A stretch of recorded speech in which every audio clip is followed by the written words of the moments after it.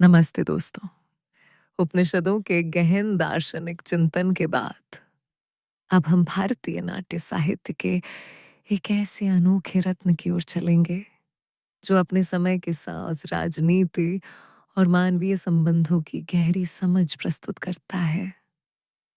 मैं बात कर रही हूँ महाकवि शूद्रक और उनके अद्भुत नाटक मृच्छकटिकम, मिट्टी की गाड़ी की। यह कहानी है प्रेम, त्याग, अन्याय और न्याय की, जो दिखाती है कि सच्चा गुण और ईमानदारी अंततः हर चुनौती पर भारी पड़ते हैं। एक समय की बात है, उज्जैनी नगरी में चारुदत्त नाम के एक बहुत ही गुणी, उदार और प्रतिष्ठित ब्राह्मण रहते थे। वे पहले बहुत धनी थे, लेकिन अपनी अत्यधिक दानशीलता के कारण अब वे गरीब हो चुके थे। फिर भी समाज में उनका बहुत सम्मान था। वहीं वसंत सेना नाम की एक अत्यंत सुंदर और धनी गणिका, राजकीय नर्तकी रहती थी, जो अपने सौंदर्य और कला के लिए प्रसिद्ध थी। वसंत सेना ने चारुदत्त के गुणों के बारे में सुना था और वह उनसे गुपचुप प्रेम करती थी। वसंत सेना एक बार शहर के दुष्ट और अहंकारी राजा के साले शक्कार से बचकर भाग रही थी। शकार भी वसंत सेना पर बुरी नजर रखता था और उसे अपनी बनाना चाहता था। भागते हुए वसंत सेना ने चारुदत्त के घर में शरण ली। चारुदत्त ने उसे सम्मानपूर्वक आश्रय दिया। जाते समय वसंत सेना ने अपने कीमती आभूषण चारुदत्त के पास धरोहर के रूप में छोड़ दिए, ताकि वह उन्हें सुरक्षित रख सके। इस घटना से चारुदत्त और वसंत सेना के बीच का प्रेम और गहरा हो गया। कुछ समय बाद एक दिन वसंत सेना चारुदत्त से मिलने जा रही थी। रास्ते में एक पुरानी गाड़ी खड़ी थी, जिसे चारुदत्त के पुत्र रोहसेन की मिट्टी की गाड़ी समझकर वसंत सेना उसमें बैठ गई। लेकिन वह गाड़ी चारुदत्त की नहीं, बल्कि उसी दुष्ट शकार की थी। शकार वसंत सेना को अपनी गाड़ी में देखकर खुश हुआ और उसे अपने साथ जबरदस्ती ले जाने की कोशिश की।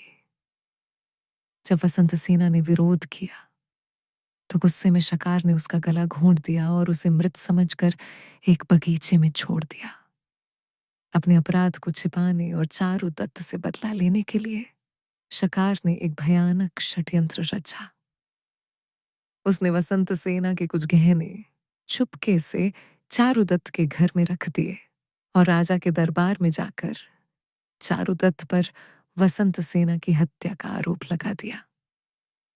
न्यायालय में परिस्थितिजन्य साक्ष्य, चारुदत्त के पास वसंत सेना के गहने मिलना और बगीचे में मिला शव, जिसे शकार ने वसंत सेना का बताया, और शकार की झूठी गवाही के आधार पर चारुदत्त को दोषी ठहराया गया।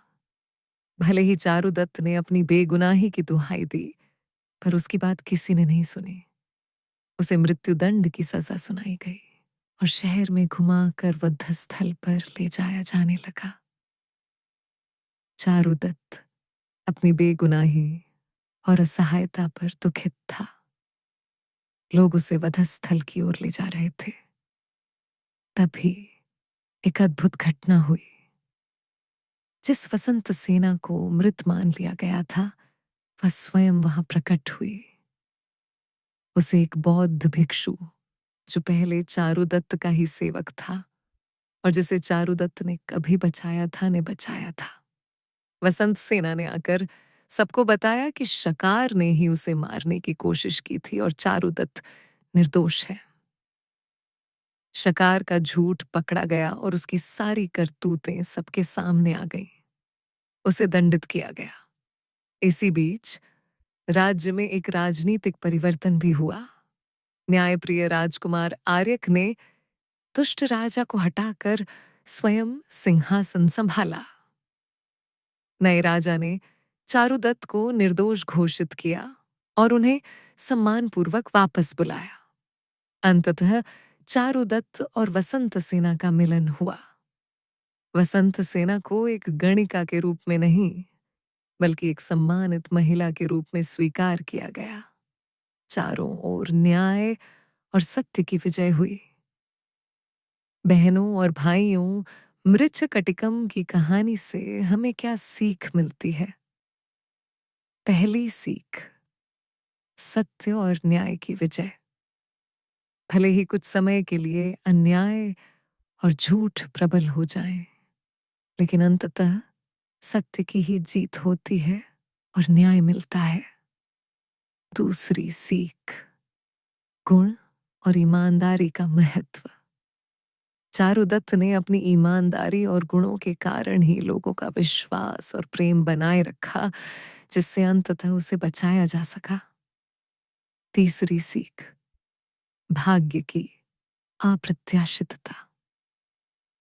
ये कहानी दिखाती है कि जीवन में अप्रत्याशित घटनाएं होती हैं जो हमें कठिनाइयों में डाल सकती हैं, लेकिन धैर्य और सच्चाई से हम उनसे बाहर निकल सकते हैं। चौथी सीख, प्रेम सामाजिक बाधाओं से परे। चारुदत्त और वसंत सेना का प्रेम यह दर्शाता है कि सच्चा प्रेम सामाजिक स्तर या पहचान की सीमाओं को नहीं मानता। जैसा कि हमारे ग्रंथ कहते हैं, कर्म का फल सबको मिलता है और सत्य कभी छिपता नहीं। तो मेरे प्यारे भाइयों और बहनों, याद रखिएगा, हमेशा सत्य और ईमानदारी की राह पर चलें, अन्याय के खिलाफ आवाज उठाएं और विश्वास रखें कि आपकी अच्छाई अंततः आपको सही मार्ग पर ले जाएगी। भगवान करे आप सब हमेशा खुश रहें और जीवन में न्याय का साथ दें। आपकी बहन की यही दुआ है।